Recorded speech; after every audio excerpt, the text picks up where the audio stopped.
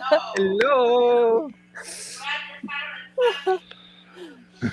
Peter, where are you? This is a special occasion. It is a special occasion. Are they yelling out coffee orders? Yeah, I should probably mute myself because I'm in a public space. We're glad to have you. Or the host can mute me. If it gets too bad, the host can mute me. Yeah. No that's worries. Okay. Yeah. It's great to have you here.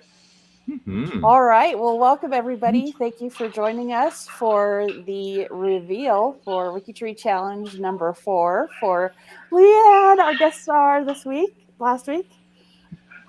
So the WikiTree Challenge is our biggest ongoing community event at WikiTree. Every other week, volunteers collaborate to grow 7 degrees of connections for a special genealogy guest star. So, like I mentioned, last week we had Lianne as our guest star. And of course, Lianne is a well-known genealogist. So this is the space page that we use to collaborate for the week. You can find all the information and notes and sharing information between all the participants that took part. And just want to mention for some who may not realize what a CC7, we use that term a lot. So I just want to say that a CC7 is a person's number of connections on WikiTree within 7 degrees. So a connection is a family relationship. So this would include relationships through marriage. Degrees are the measure. Degrees measures the distance of the relationship. So nuclear relatives, for example, parents, siblings, spouses, and children are 1 degree away. Grandparents, aunts, uncles, nieces, and nephews, in-laws, and grandchildren are 2 degrees. So they're connected through 2 relationships, and so on. So the higher your CC7 number is, the fuller your branches in the tree are. So that's just a little breakdown about the terminology that we use for the challenge, during the challenge. So thank you. We have Greg up in the far corner there. I'm actually in Kingston, Ontario now because I'm here for a math conference, a provincial math teachers conference. So wait. Where are you in Eastern Ontario? I'm in St. Lawrence College in Kingston, Ontario. There you go. Yeah. Nice. The Kingston 10 is just a little bit farther away. In case I get in trouble, that's where I'll end up. Our guest star, Lianne, and then we have Mags joining us, and Peter Roberts. And then on audio, we have Celia Marsh. Celia Marsh. Celia. Hi, Celia. That's our audience is, or not audience, but our participants in the reveal livecast this morning. So we'll just go ahead and get started with some interesting finds. First of all, I think we'll start with Greg. Did you want to share your screen and talk about Joseph Fortier, the Fortier line? Sure can. Let me just hide that. I'm not sure. There we go. Okay. So Joseph Fortier is, and I just double check this just to make sure, the second great grandfather of Lianne, or if I flip it around, Lianne is the second great grandchild of Joseph Fortier. And he's one of the, on his profile and family is, I worked on this little branch because it had a lot of French Canadian content, and that's something that I've learned to deal with my own family. And it was an interesting journey because I was working with 2 other WikiTreeers, Christian Noir and Guillaume Aldecini. And between the 3 of us, we've filled out this family. Some of the information, or most of the information, I think Lianne already knew about, but it hadn't been put on WikiTree. And I think we found a few things and a few people that you didn't know about. So that's exciting. So I'm going to take you through some of the process, and then we'll get to one of the interesting finds at the end. of that. So Joseph Fortier was born in St. Clair, Dorchester in Canada East, or Bas Canada. He was married twice, and Lianne's line goes through his first wife, Carmeline Poirier, and they were married in 1884 in Saint Boniface in Winnipeg. And they had together, 4 children, Marie-Rose Marie Carmeline Anna Fortier, which is the one that is the direct great-grandmother of Lianne, and then two other daughters and a young son. Now, sadly, this family met with a lot of misfortune. So in fact, in 1891, the youngest son, Joseph Pierre Albert Fortier, was born March 24th. And a week later, his mother, Carmeline, passed away.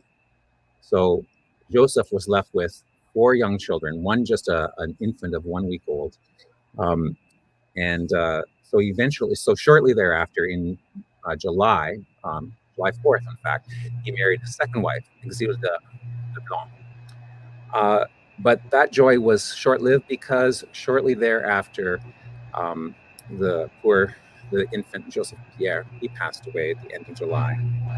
And then to add one more sadness to the family, in the middle of August, the second daughter, Emma, she passed away as well. Now, both the young son Joseph and this other daughter Maria, they both had inflammation of the intestines, or there was probably some extensive stomach flu that they both suffered from. But very sad. So early on, and if you think of it from the second wife's point of view, she's just married, and all of a sudden she's dealing with family. The first wife just passed away a few months ago, and all of a sudden now 2 young children who are in her care have also passed away. So that's got to be a very difficult time.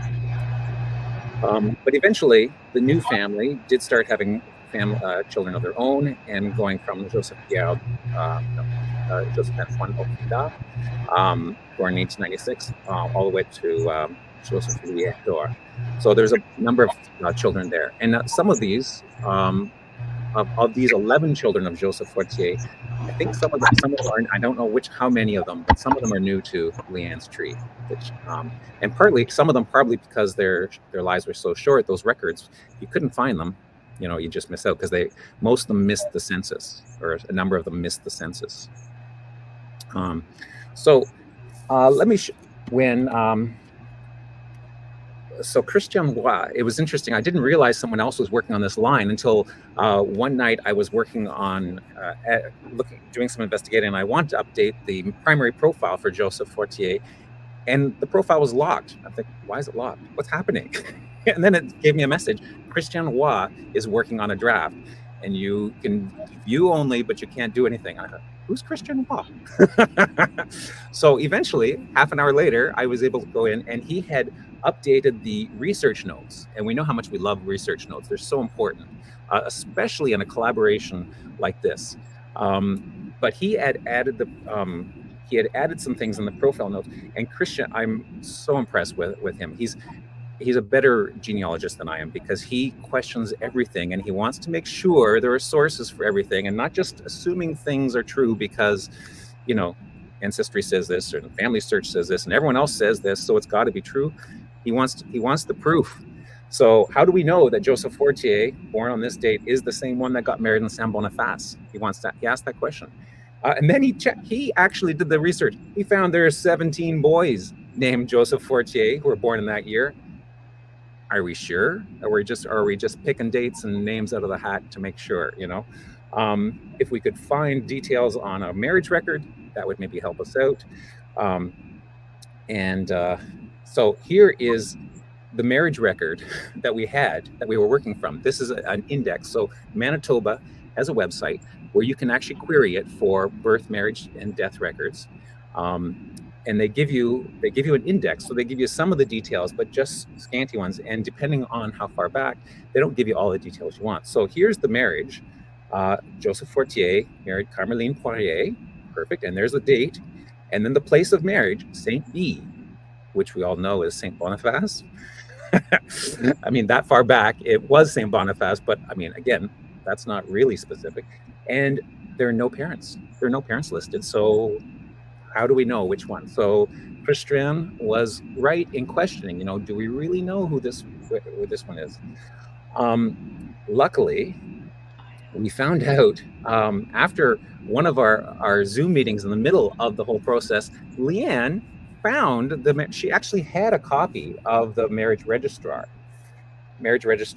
entry. And so here it is, Joseph Fortier. I'll zoom in on that.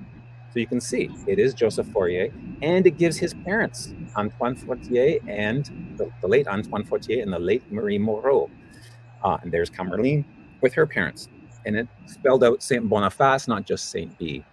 So now we know, this is the right guy. The other thing that we knew was from a previous entry, Danielle, who has done so much with Quebec ancestry. She did comment that a brother of his, that this Joseph Fortier was a brother of Jean-Baptiste Fortier. So that was also another chink in the armor, proving that this is where the family that he's from. So at least we've solidified that piece of the puzzle. And then we went on, and then so the second wife, I did some research on the second wife, and Exilde Leblanc. Now she came from Massachusetts, because her parents were originally from Quebec, but they moved to Massachusetts for a time, and then eventually moved to Winnipeg, which is or the Manitoba area, which is where Joseph met her. But finding her parents, again, her father was married twice, and finding her parents' marriage certificate was tricky. And here it is in Massachusetts, and it's right there, Joseph Leblanc. But you see, to fit into Massachusetts, he had to change his name, or it at least was recorded on Anglais. So instead of Joseph Leblanc, it's Joe White. And so I thought, oh, good. And it's Bergeron. Okay, that matches. Of course, Christian had to question that. Are we sure this is the right Joseph Leblanc? And he found the proof that it was, in fact, with some other records. I'm not going to go into those details and whatnot. But anyways, we get back, we verify the second wife, and then a bunch of the children. I found a number of records, again, in the Manitoba index, and then we were able to go and find other records to verify that those fill that out. And then there's a list of changes that were done. One of the Joseph Charles Fernand, this is one of the sons from the second marriage, and he took part in, he enlisted in the First World War, the Great War, as they called it. He was born in Kenora, though when he was born in Kenora, it was not called Kenora. Do you guys know what the name was called? The name of the city? Rat Portage. Rat's Portage. Rat. Just one rat. Just one rat. Rat Portage. Like, I mean, what a name. No wonder they changed it. It was specifically muskrats. Oh, was it? Yes, it's a little less creepy. Oh, not quite as creepy. Okay, well, why wouldn't they put muskrat? I mean, at least I don't know. It's a good question, but somebody must have been one of the kids I was working on. I dug into it, thinking to myself, why would you name something Rat Portage? And also, are you carrying the rats, or are the rats carrying themselves? And it actually is. It's a migration path for the rats. The muskrats would cross at that particular point. So people in the area call it Rat Portage, but it should be Rat Portage. Portage, yes, exactly. Not Portage. That's right, yeah. Anyways, so I made a little bit of I started a profile for this son, and then Guillaume Albacini filled it out and found filled it with it made a much more detailed. He found the records for this son and his war records, and part of that filled out the details of how Joseph himself passed away, which is a very sad scenario. He was actually, Joseph the father was actually killed in a house fire. He started the fire in the morning, or in the stove, started the stove up, went out to check the horses in the stable, came back out and saw his family running out of the house because the house had gone ablaze. He went back into the house to retrieve a trunk, but unfortunately got trapped inside the house and then passed away. So it's a very sad ending for poor Joseph. So many tragedies for this family, and yet they came through it. And many of the children ended up having multiple, 20s and 30s of grandchildren and lots of offspring. And one of those is our dear Lianne. So there you go. And that's the Fortier line. So when I did the research back in the late 80s and beginning of the 90s, that you can see that certificate is from 91 when I ordered it and got this.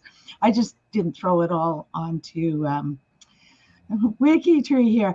And yes, I have a copy of Joseph, what's his middle names? The sons in World War I. Charles Ferdinand? Yes, I have his military record. Oh, nice.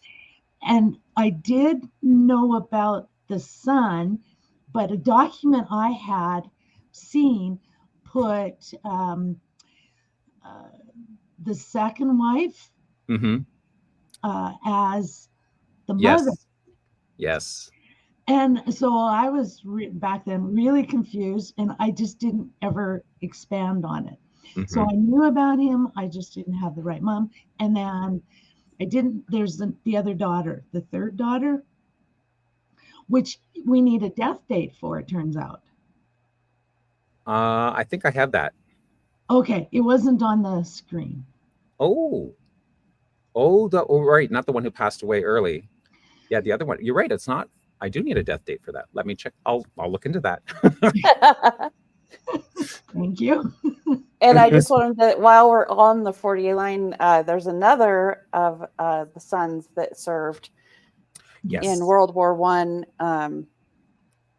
So he was the 3rd Divisional Signal Company, Canadian Engineers in France, as a sapper. And my grandmother, so this line, had 3 brothers out of her 8 or 9 brothers. 3 of them served in World War II. Nice. Yeah. The other son, going back to the other son, the one who survived the First World War. One interesting thing there, I noticed, and I didn't actually put it in the document. I should have though. But after he came back, he played hockey, and he played hockey for a team that at one point in 1909 won the Stanley Cup. It is on here. He wasn't on the Stanley Cup winning team, but he played for that same team that had won the Stanley Cup at one point in time. So yeah, it looks like somebody must have added it. There's a paragraph here. Yeah. During their time in Kenora, Joseph played for the Kenora Thistles, a hockey team that had won in the Stanley Cup 1907. Is that what you mean? Yeah, that's the one I meant. Yeah. The Kenora Thistles? That is so cool. That is, you need to get a jersey, man. Yes. I need a logo. Yeah. Yeah. I need to do that. So the next interesting find that's on here is Roland. Sorry, I grew up in that area. So Kenora, Fort Francis, Rainy River, Rainy Lake. That's where I grew up. So I know all this area well. That's awesome. There's a wiki page about the Kenora Thistles and their Thank you. career. Excellent. Oh, awesome. And apparently also it has a logo. It's kind of cute. I will look it up. Oh yeah, we gotta see that. Just a second. What is it? It's Kenora Thistles. Oh, Celia has the link in the chat. Oh, there we go. Okay. Oh, Wikipedia. Okay. Yeah. There we go. So there they are. That's nice. Oh, there. The least Oh, they populated have- city to have won the Stanley Cup. Ever. Yeah. Very cool. Nice. They were originally known as the Rat Portage Thistles.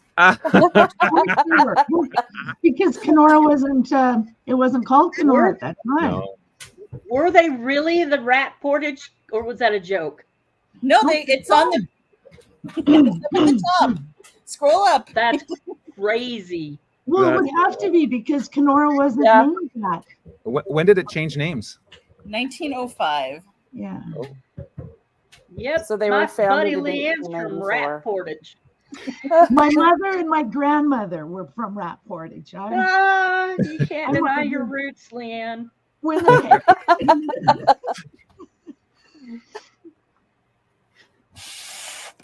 All right. So one of the first interesting finds that was submitted by S. Stevenson was for Roland McDonald. Now he's at degree 9 from you, but he's a notable connection for you.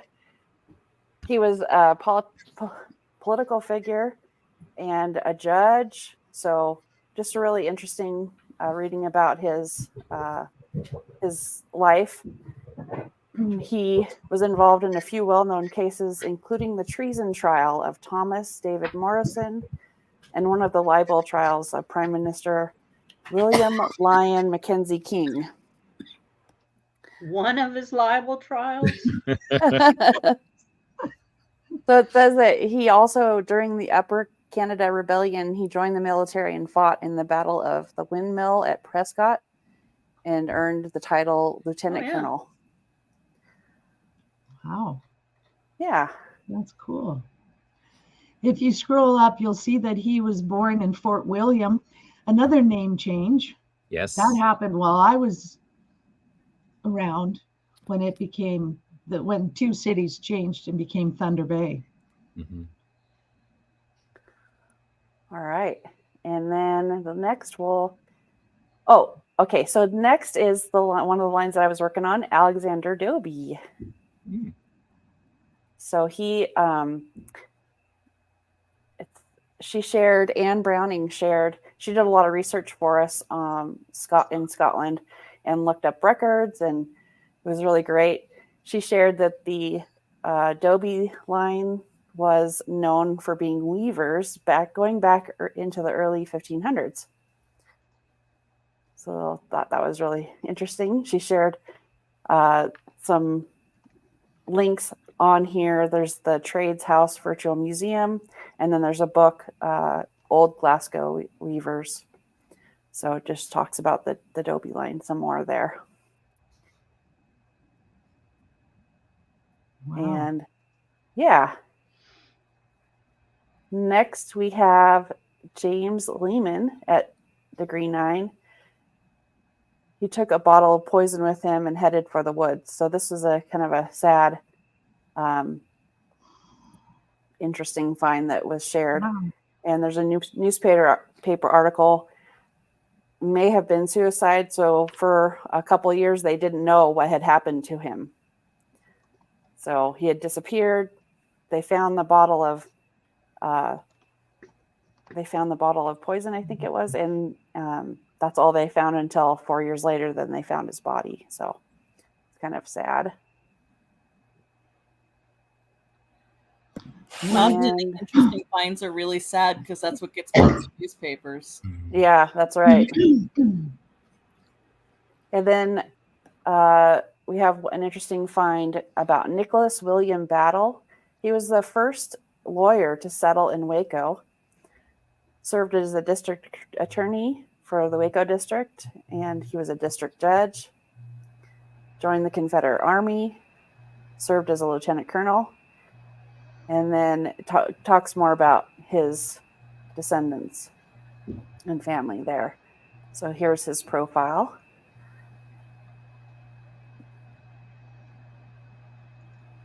Just some really interesting information about him. So started out in Georgia and ended up in Seattle, Washington. Wow. Nice. So he's 6 degrees from you. Yeah, I have to figure out where. Georgia? Wow. Unless Yeah. they're Acadia and he didn't quite make it down to Louisiana.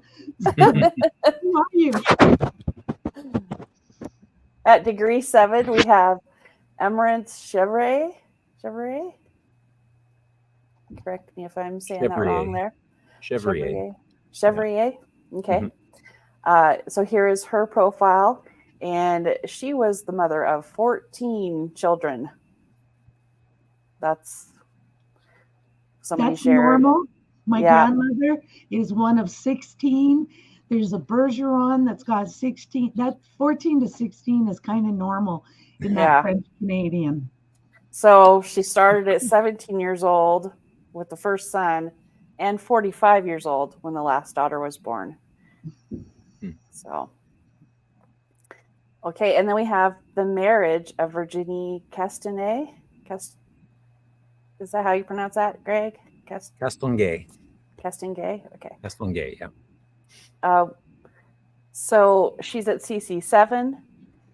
The marriage of those two in April of 1907 was followed 3 months later by the marriage of her brother, and her spouse's sister. And then 14 years later by the marriage of a sister of hers to a brother of her spouse. So we have 3 sets of siblings that got married each other. So that's kind of interesting. Mm-hmm. Just to mess up the DNA results. Oh, yeah. I had that planned. Here's her profile. And then we have a really interesting find that Celia is sharing. So 4 great-grandfathers were all brothers. Ooh. This Edric Adams Bigelow. This looks fantastic on the fan chart.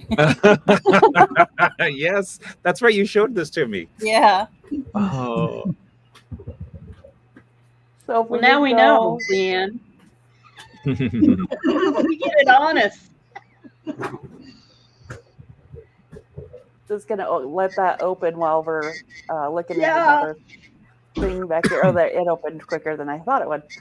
Yeah, so there it is.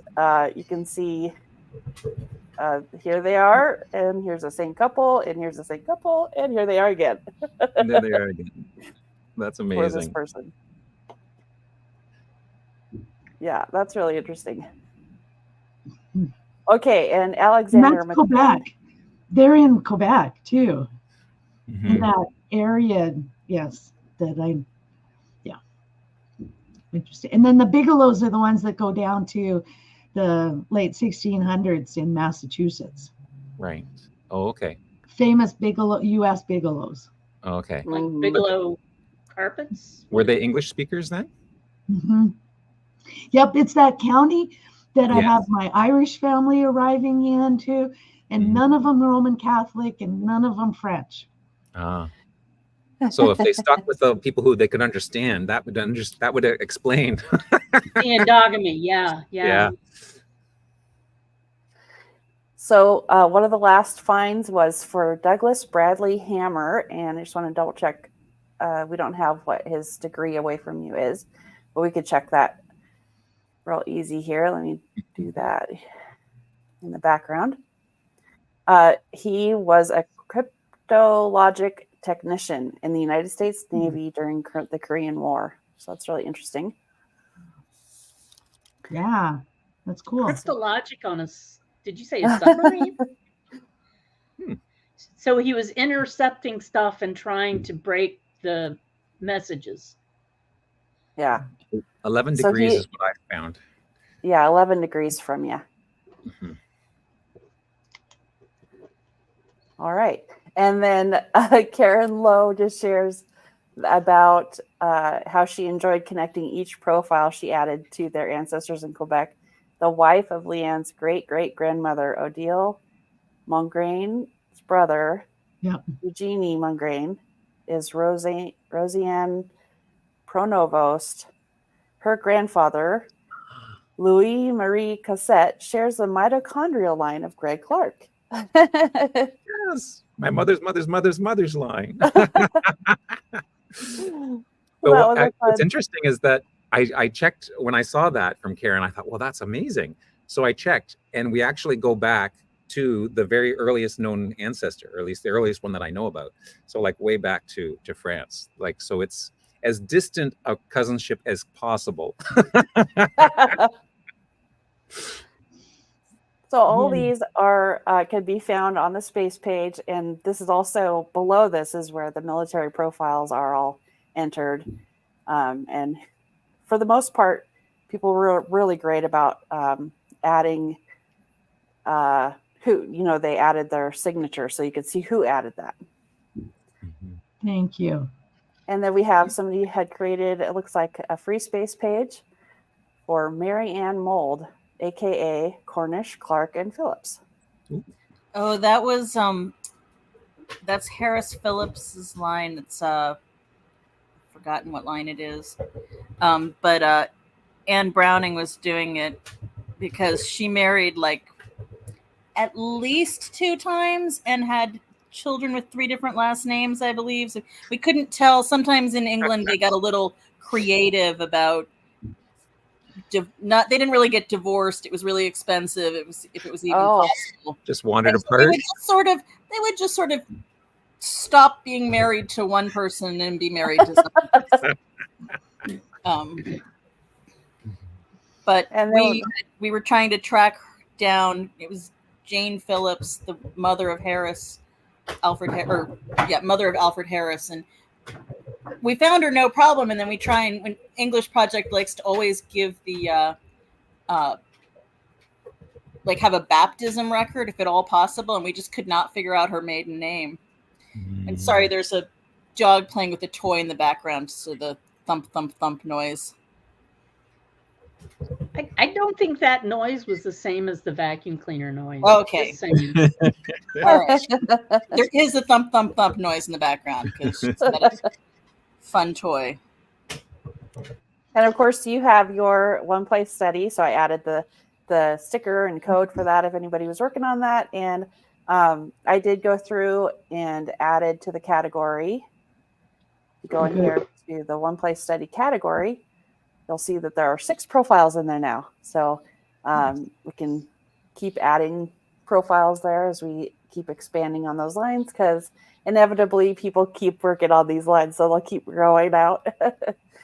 Well, I think I need to go to the county. They're not called counties in Quebec. The RCM, because and I don't know how to say it well, but there's a lot of my family in all the little areas around Ogdensburg. And Ogdensburg is now just a cemetery. So I need to extend it. Yeah. And if it's for you, your one place study can be for a time frame. So you can have it.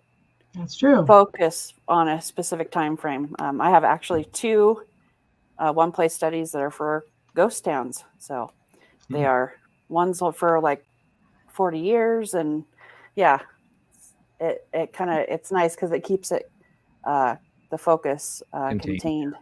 Yeah. All right, so let's show you some maps and some graphics for your challenge. Oh, but first I did want to just share, we had 35 participants taking part. Thank you. And you can see that they added 804 profiles to your CC7. And I know that there were some people that were taking part that hadn't actually signed up, but they were also helping to add. So there were more than that actually added to the lines. So your CC7 is, let's see, I think that's what this is, a 1368. Yeah, so now it's 1380. That's what I was talking about. So the score sheet stopped on Thursday last week, but you can see it still increased 12 more since then. So that's what I was talking about. People will keep adding to it. And we are ninth cousins. That, like we talked about on some of the chats, this got. I started out being your 11th cousin, one times removed, and now I'm 9th cousins with you. So it's fun. That's so cool. we took the 7, I think it was, ancestors, and we grabbed snapshots of their CC7 or their 7 degrees chart, just to show you how they increased each ancestor. So I'm just going to kind of take you through. This is my great-grandfather, my Alexander great-grandfather. Yeah. Alexander Rialt. Is it Rialt? Roll. As in row your boat. Yeah. Roll. Across the rat portage. Across the rat portage. That's right. All right. So here we can see, here's where he started, and then there's where he's ending. So a major increase. That's because it's French, Canadian, Roman Catholic, and they all had 14 and 16 kids. Yeah. That's crazy. The dead people always get higher CC numbers too. It's yeah. Yep. You could put that on your wall and throw darts at it. Next we have, here's the map for 7 degrees of so all of those people that were on that CC7 that we just looked at for row. This is the migration pattern basically for all those people within 7 degrees of him. Some of those, so the one which is off the coast of Africa, that is for people who died at sea or were born at sea. And some of the other ones, the map is really good, but if people used weird, not contractions, abbreviations, sometimes the map will not know where they actually belong and put them in in Tanzania and stuff like that. So they really, you're like, oh my gosh, that's so weird. It might be an outlier. It might not. Every once in a while, I'd be like, oh, that's an outlier. Oh no. Oh. So those need to be up like in the travel path somewhere, in the migration path. The people who died at sea. Yeah, you can see those are sort of en route places, the ones at sea. Okay, so the blue dots represent death. And the red dots birth. Okay. Because you're worm at birth, so you're red hot. And then after cold, you're a red hot rat portage. A red hot rat. All those ones, the ones that are in Puerto Rico, when I looked at one of them on the map, and those are all, it's because it's listed as Canada, lower Canada. So that's lower. Really low Canada. That's crazy. And this is his wife. Anna Fortier. Yes. Yeah. So here's where she starts, 2,149. And over, I can't read that because it's so small. And there's so many. 10,309. Oh, yes. Wow. Yeah, I had to redo that 3 times because the number was, I started with just 2,000 profiles. Oh, nope, that's not enough. 5,000, that's not enough. Over 10,000. You broke the map. I broke the map. Yeah. Well, all the people that volunteered to get this all connected broke the map. I like the Dawson Creek, Yukon. I got to find out who that is. Yeah, I see that. I was going to say, look, you have one up in the Northwest Territories. Yeah. Yeah, gold mining, probably. Yeah, that one right there. Probably, yeah. I'm researching a non-family member who was up there. So. Oh, well, now you may know why the family member was up there. Yeah. So here's James McKellar, starting out, and then ending. Not as big. Not as big. These are Scottish. And then here, but look at the concentration there in North America. That's really interesting. Somebody went to Hawaii. Good for them. Or was born in Yeah. Hawaii. Why did they leave? Yeah. Why? It was And then just we too have beautiful. So if you look Julie- at that on the actual map, you can click on the person and it will and show drill you the down. detail. I'm excited. And you can pull over to WikiTree and look at all the details. Mm-hmm. Yeah, and I'll show you that next. I just want to finish these. Keep going. Yeah, Um, Julia McFadgen. That's Yeah. cool. Here she is to start, 224. Yeah, very And small. there she is, 1554. It's not Whoa. there. It is. And there's her map. It's the Russia. Joseph Yeah. Dowd Oh, yeah. to start. And then there he is to end. And there's his map. We got somebody over here in Vietnam, so that's interesting. And Australia. Mm-hmm. Yeah. And yeah, we'll look at I this see one that. clear up here. At the end of Mackenzie. Well, yeah, that too. Also Yeah. the Mackenzie River. Mm-hmm. The out of the Mackenzie there. Uh-huh. And was that Dowd It's from interesting Ireland? that somebody was born up there. Yeah. This is This is Ireland. Yes. He was That not might, sorry, he wasn't born in Ireland, but the blue dot up in the top might be, I think they do geographic center of the country if you just have Canada, for example.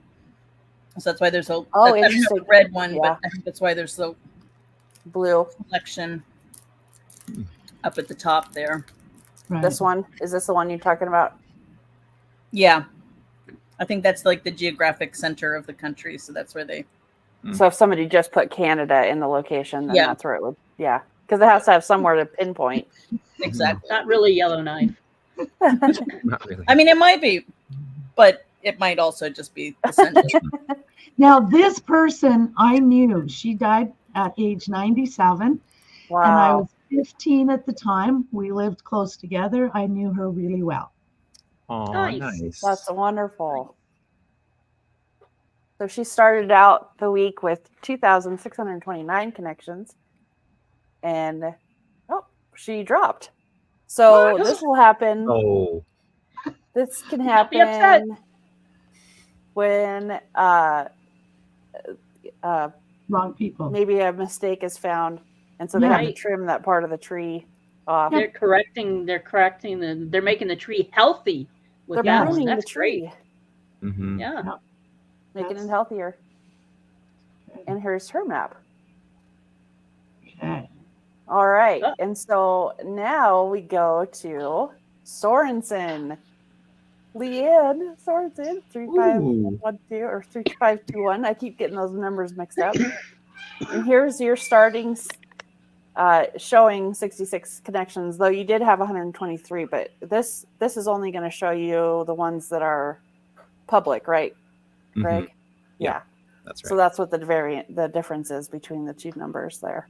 And it's And spread then- out because those are the different lines, I assume. Mm-hmm.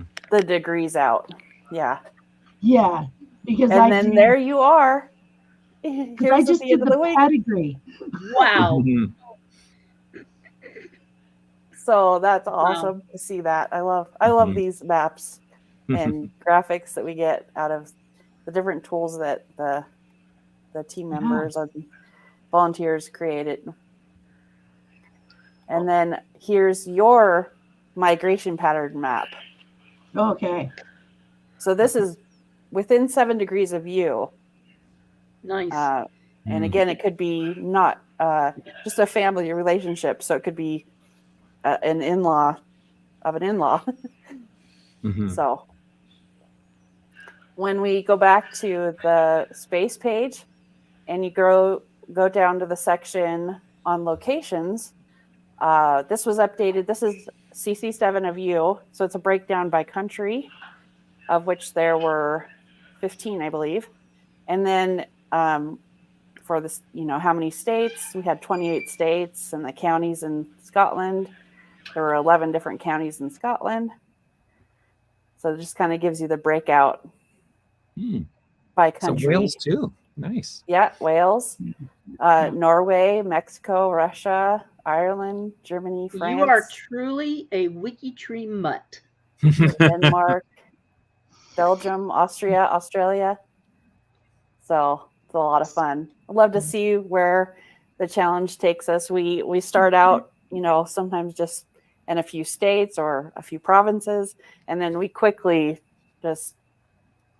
go to other places around the world. So it's really fun to see that happen. Only 8 provinces. Yes. Who do we miss? PEI, Oh. I saw, was not on there. Right. And None of it. Nunavut, none of the territories are mentioned. No. Yeah. None of the territories.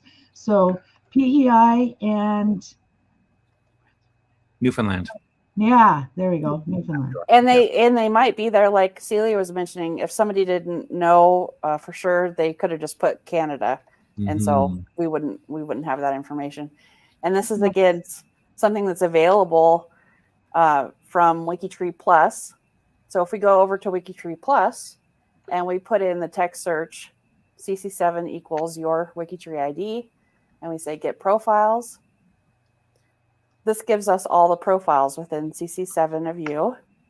And this is where we get that map, the link to that map that we were looking at. And we were saying you can drill down into the locations and check it out. So if we scroll into, drill down into these locations. All those Canadians who got cold and went to United States. Yeah, that's right. And then spread. So if we drill way down, you can see. Or they all went up there and got cold and died. I mean, Yeah. So this will show you the profiles that are in this location. And so then you could. Oh, there's Jack White. Yeah, that's right. Jack White. see, yeah, you can see they just had Canada as their death. Oh, did they? place. Okay. You just click on one, it'll show up on the. Yeah, Death Place Canada. That's why the blue, it's blue. Mm. And then the red dots, the birth location, Canada. Oh, Canada So. Est. Canada. Oh. Yeah. So, but Yeah, that's French. Alesh created WikiTree Plus for us, and this is just Mhm. one of the aspects of it that we just love, being able to really get a lot out of the database of WikiTree. So, and this Lianne has met Alesh. Lianne has met Alesh at Rootstock. Oh, yeah. Yep. Yeah. Yeah, and then if you go down to the bottom of this page, you can do group by the field. Oh. And this is how I got that information. You can group by birth country or death country. And so that'll give you that information about which countries and the breakout. You can also do it by region, which is county or, so that's how that works, or state. So I can do that Quebec RCM and find everybody who had anything. I need to do that. You can also do your CC7 and just look for people that say they were born in. You can do a text search and look for Quebec or, a single last name, stuff like that. There's lots of fine tuning of the searches you can do. I have lots of documents because when I did this research originally, I got my sources. I printed out the sources. So I have a lot of French documents and non-French that sometime I can upload. Great. Nice. And any images you have of your ancestors too, that'd be great. Right. So Anne Browning, I was just mentioning earlier on in the broadcast about how she got records for us from Scotland's people, and they've given us permission to show these images because we have the copyright information there at the top. So she's got these documents for you. Alexander McLean, tenant in, so it's a birth record for Donald McLean. Wow. I Very love seeing these old I want to records. sing the Hockey Night in Canada theme right now. Yes, McLean. Don Well, McLean. and I've got, a hockey player. Yes, that's right. Yeah. I want to So- jump back. I want to jump back to when there was a line that matched Greg's mitochondrial DNA. Yeah. Can that line be put into WikiTree? That there's a mitochondrial DNA match, Greg, with you? Oh, well, it is. Actually, Karen recognized it because when she was on that Ancestors profile, my name is listed as a mitochondrial match. But I went to your profile and I didn't see No, it any goes the other other way mitochondrial around. DNA. You'd have to You have to look go the in other way around. You Yeah. have to You look have at to the look at hers. Ancestors. Yeah. There's only one mitochondrial line in your matrilineal line.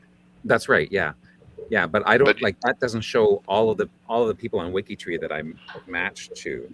But if you go to an think they're Oh, ancestor, it's the same mitochondrial DNA, but there's not a paper trail. oh, No, If it's there was a it's, paper trail, it would show up.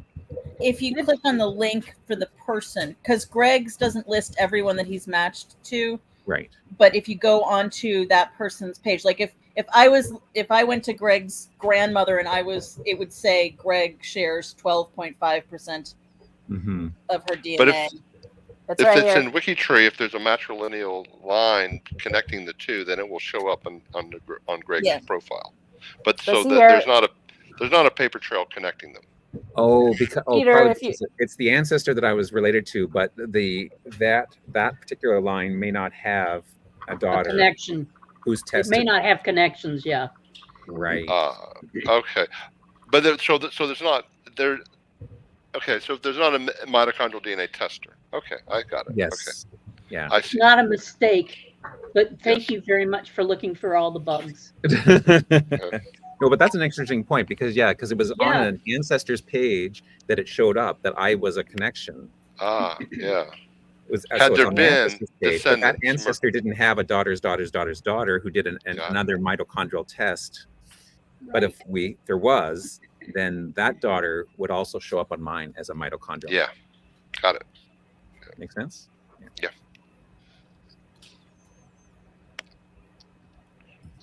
So I'll share with you, Lianne, the links to these images so you have access to them.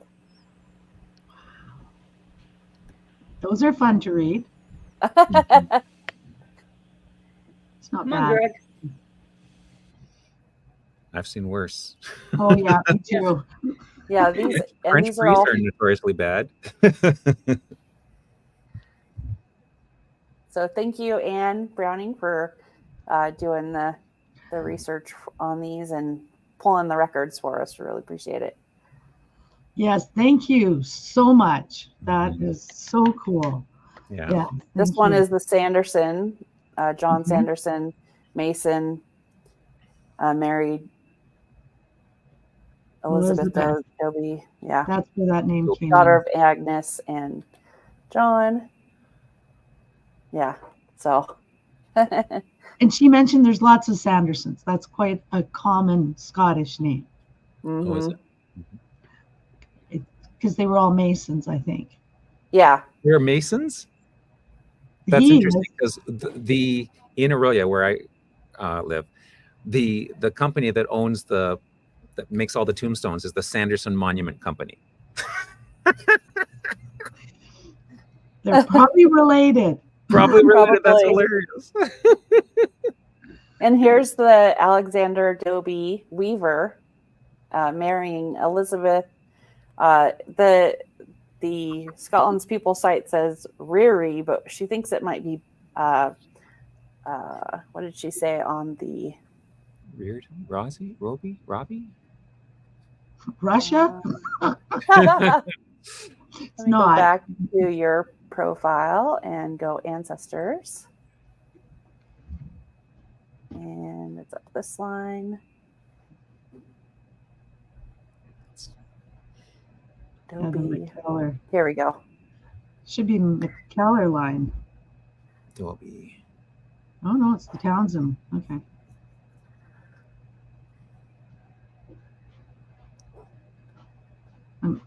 There's Sanderson. Yeah, so she had a research note here that her maiden name might be Benny rather than Dreary, because it's hard to read here. So both from Glasgow. So anyway, Well, it looks like whoever was writing it decided to change it as they were writing it. yeah. But there's their marriage and a record over their marriage. And then I think this is here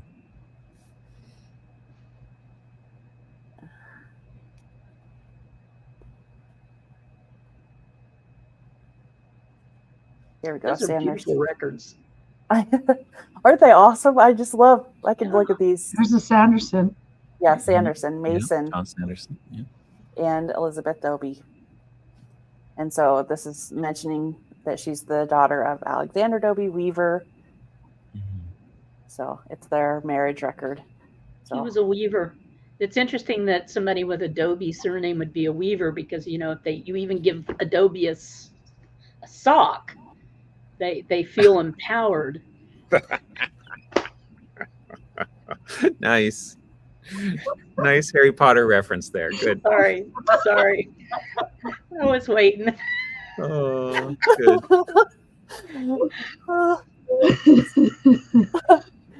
Oh, we had so much fun, Lianne, on your week. Just like I said, there were so many participants that helped out, even ones that weren't on the score sheet.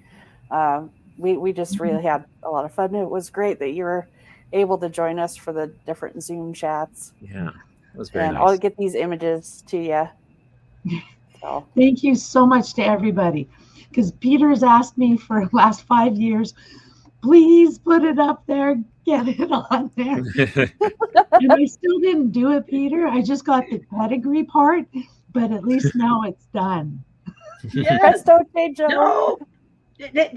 That's so wrong what you just said. No genealogist has ever done. Oh, yes. No. You're now official. Yeah. Yeah, and I think you got your badge, your 2K connections badge. Yep. Yay. Oh no, not yet. I got my 1K. You got your 1K. Yeah, because you started out 1, 2, 3 was your starting number. Yeah, you got your 1K badge. And so we'll get you there. Oh, there you go, John Tyder. Nice. Yes, usually if it's an American, it's through the Bigelows. Yeah. That I'm related to. But John's Irish. It's not through the Dowds. Interesting. No. But John has connections everywhere. Yes. He's got family here in Canada. He's got Appalachian connections. Yeah. Biscuits. Yeah. Did you see on the sheet that the states, there were some Appalachian states there that she's got connections to? Well, doesn't it go all the way to Massachusetts? Pennsylvania, Maine, Ohio. So the mountains go all the way actually up to Nova Scotia. Yeah. But the Appalachia itself, the area, it's as a cultural area. It's Pennsylvania, parts of Pennsylvania and South, and parts of Ohio too. Yes. Yeah, and all the way to Alabama. So it's a socioeconomic declaration because they wanted to help the people in the backwoods areas of these specific mountain areas. So that's why. Yeah, and you got southern, southeastern United States. You got Alabama. You got Georgia. So yeah. Well, in Louisiana, because the Acadia, I have cousins that are in Louisiana. All right. Well, it looks like we need to add them. I think so. Well, thank you so much, everybody, for joining us for the reveal. Thank you, Lianne. All right. Well, I think the next challenge that's coming up is for Randy Seaver is up next, and that starts tomorrow. So if you haven't signed up, I love Randy. Sign up for Uh-huh. that challenge. It starts tomorrow, everybody. Very Okay. nice. And not Well, only is Randy a genealogist, he is a huge promoter and somebody who supports WikiTree out in the world too. So Ooh, yeah, that's a yeah. good one. excellent. it's great. And his reveal will be May 16th at 8 p.m. Eastern. So You All say right. this is a week, but it's been 2. yeah, but the main focus of the work is in a week. Yeah. Is in within 7 days. Like I said, and you saw people are still working on your tree though. I think it'll keep increasing. That is so cool. You get Thank somebody you. started Thank down a you. rabbit hole.